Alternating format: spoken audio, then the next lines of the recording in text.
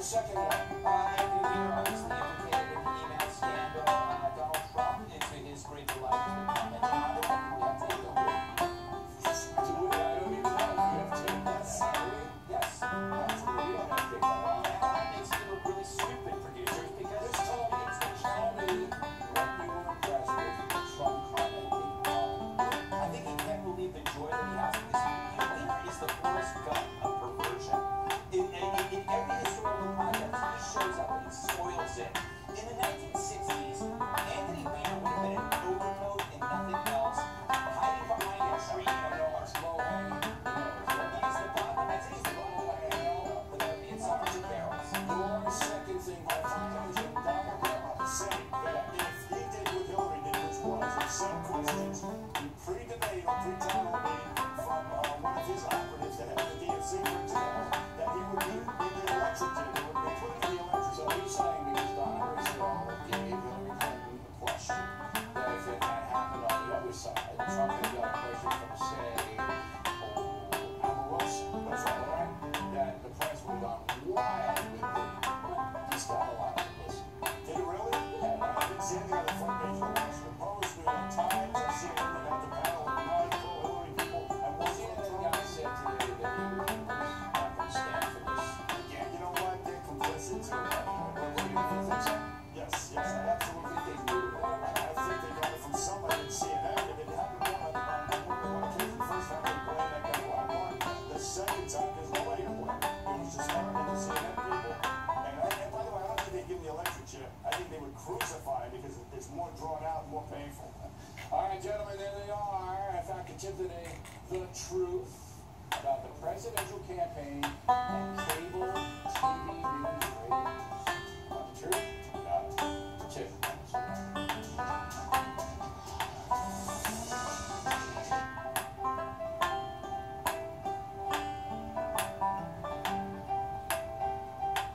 Years ago, humpback whales were nearly extinct. They rebounded because a decision was made to protect them.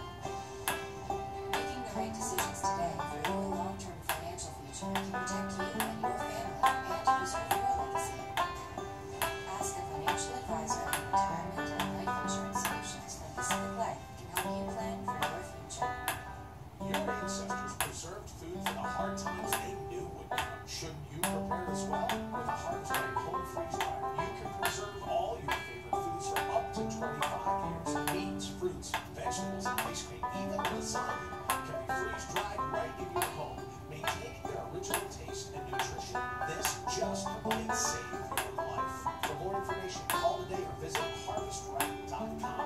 Harvest Right. Long live your food. Freedom.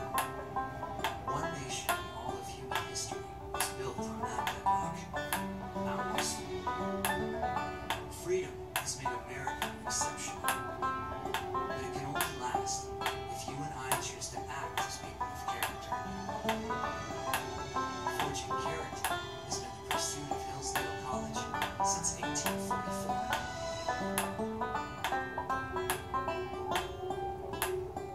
I love getting more for less. That's why this control enthusiast runs for the Nationals. Or I can skip the counter. Which is an economy. On average, 4 out of every 5 rentals at Nationals are free upgrade. Getting a full size and paying for a mid-size. As the boys from London Boys so eloquently noted. I love it every minute of it. Go National. Go like a pro. Your email is brought to you by Pacific Life, helping generations of families achieve long-term financial security for over 145 years.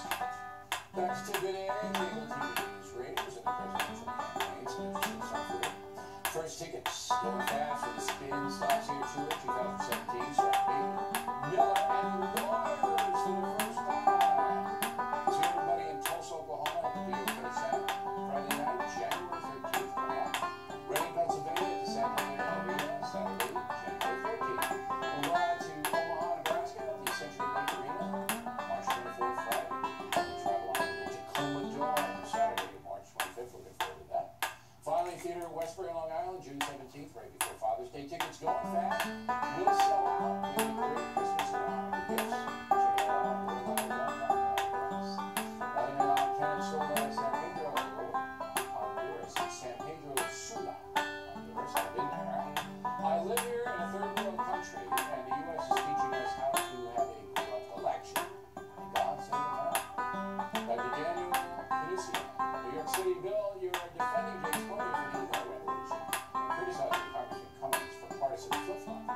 This means that you no longer question Comey's integrity.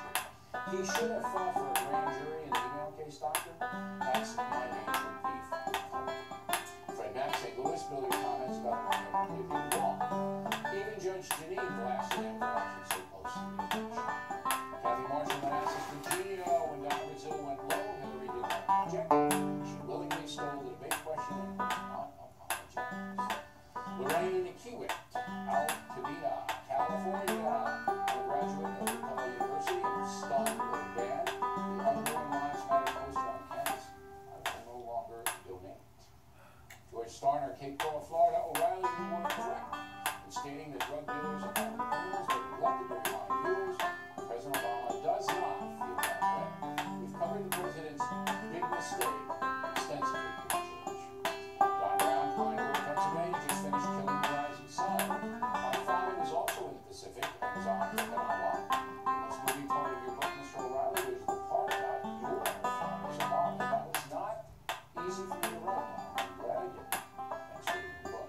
Geraldine Blackwell, North Aurora, Illinois. I'm reading Killing the Rising Sun. I now know why my father never talked about his experience in the Pacific.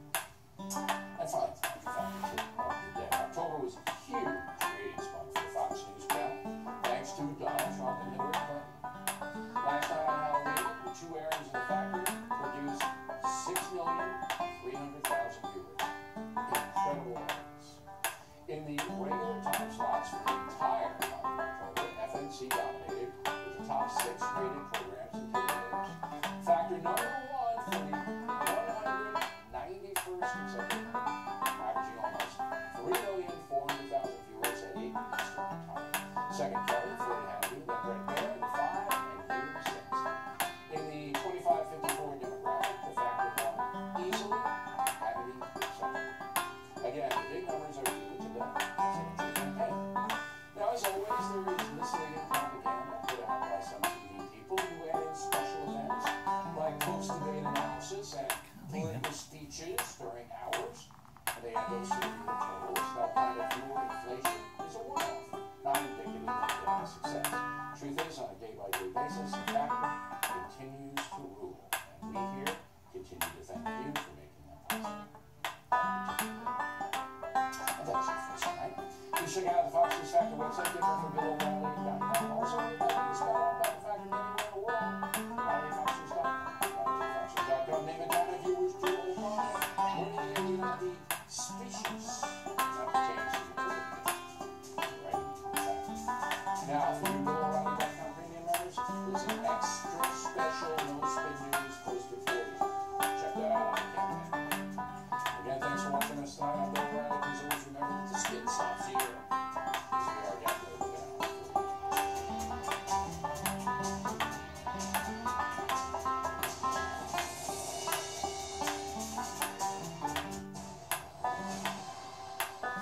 Breaking tonight, we are officially just 1 week away from Election Day.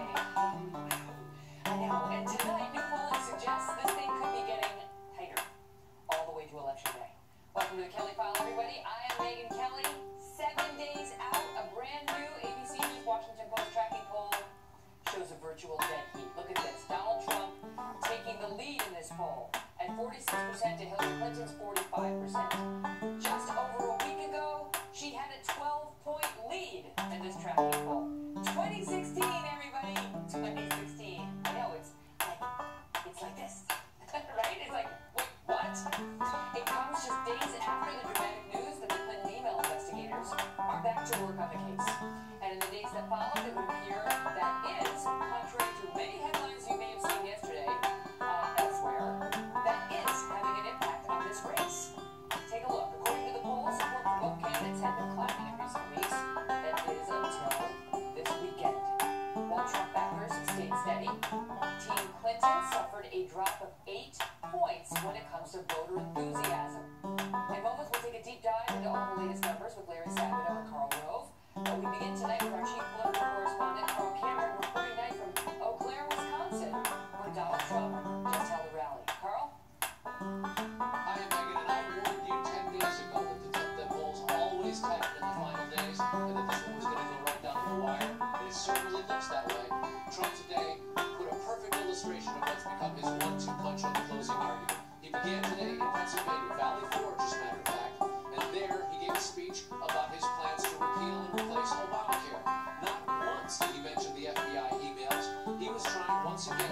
give voters cause to vote for him. Then he came here to Wisconsin, and at this speech, he unleashed on Clinton and the emails. He went through his contract for the American voter, itemizing the various things he's going to do. But the Trump campaign is preparing to unload on Podesta tomorrow, and he gave a little taste tonight. Watch. Don Podesta has been caught saying, we have to dump all of those emails. Can you believe this? That's WikiLeaks. And he also said, to me this made a big statement, John Podesta, I'll tell you what, if he worked for me, I would fire him so fast. He is such an ass. I would fire him. Like The Apprentice, John, you're fired. The Trump campaign's success in the polls and his discipline on the campaign has a lot of Republicans a lot more optimistic than they've been in the last few weeks. But tonight he's in Wisconsin, a state where he trails in the polls. This morning he was in Pennsylvania, a state where he trails in the polls. And a lot of GOP members think, Ohio and Florida is really tight. Maybe he ought to be emphasizing more time, money, and ground game in those really close battleground states. Or maybe leave some of these on the edge to themselves for a while. He's trying to expand the battlefield, but there's a question about whether his organization and money is going to pull him over the top on his must-wins like Ohio and Florida. Megan? Carl, good to see you.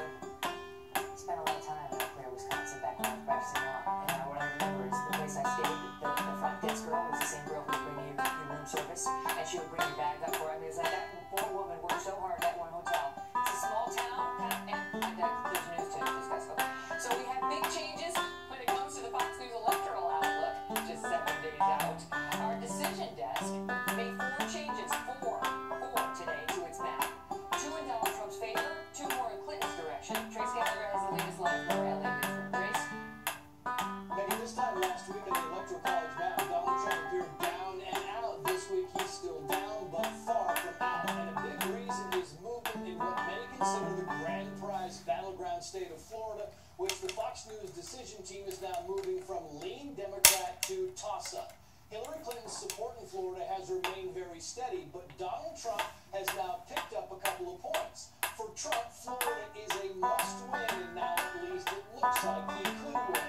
Fox News is also moving Nevada from lean Democrat to toss-up. The decision desk acknowledges that Democrats have an 8-point lead in early voting in Nevada, but Republicans are making them ground, and if the GOP could boost election day turnout, the silver state could go red. It's been more than a half-century since Alaska voted for a Democratic presidential candidate, but the decision desk has now moved it from solid red to leans red. Although our team admits the polling in Alaska is a bit all over the place.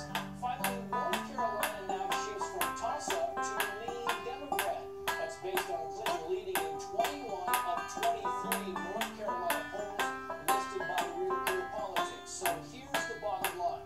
If Clinton wins the states rated solid Democrat, along with states leaning Democrat, she's the next president because she only needs 270 to win.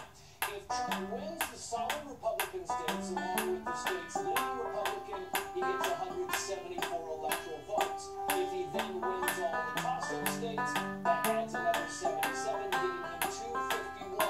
He would still need to flip at least one, likely 2 states that lean Democrat. Difficult, but certainly not out of the question. Trace, thank you.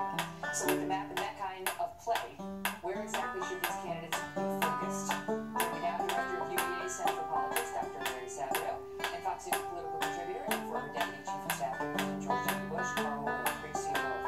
So, Carl, if you were advising Donald Trump right now, where would you tell him to go? That's the most valuable asset he has right now, his time.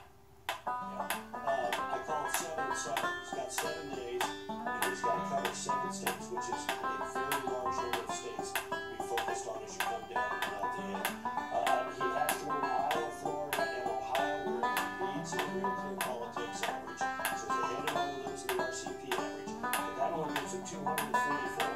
He's also got North Carolina, which Mitt Romney won, in which in the RCP average he's behind. That still gets him only 259. I spent less time in Ohio and Iowa, where he's ahead, and more time in Florida, which is absolutely critical, and North Carolina, where he's behind. But it's still not enough, so he's got to pick 3 of these states: Nevada, New Hampshire, Colorado, Wisconsin, Virginia, Pennsylvania. That's roughly the order, starting from the one that is closest to the one that is furthest away. The American politics average. I hope he's got better data, so he may have a different order of these, but he's got to find enough. He's got to pick 3 of these states.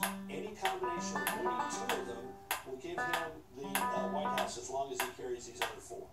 What are the odds of that right now? Just as a political prognosticator, what kind of battle is that, would you say, Carl? That's uphill. He's still coming from behind, and he's got to not be diverted. Don't worry about Georgia.